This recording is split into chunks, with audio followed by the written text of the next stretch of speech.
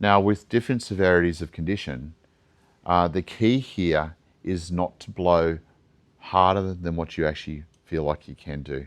We've had people with severe COPD that couldn't lift the ball bearing the first time, and all they did was sit in front of a TV for 2 hours just simply going, which is just enough pressure to stint open the airways and allow the mucus to start flowing freely.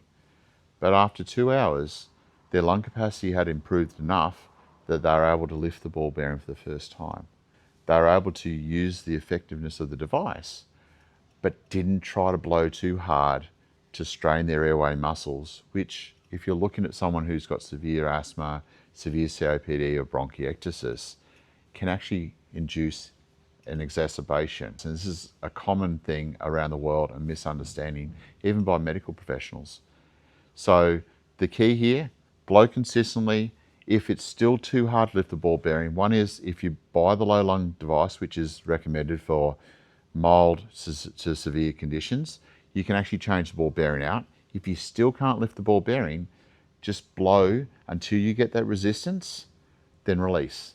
Then blow and release until your lung capacity improves enough to be able to lift the ball bearing and get it oscillating.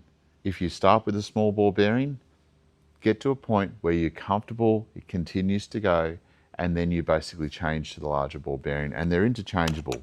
The ball bearings can be changed out very easily just by simply opening it up and actually replacing it with a new one and then putting the other one away.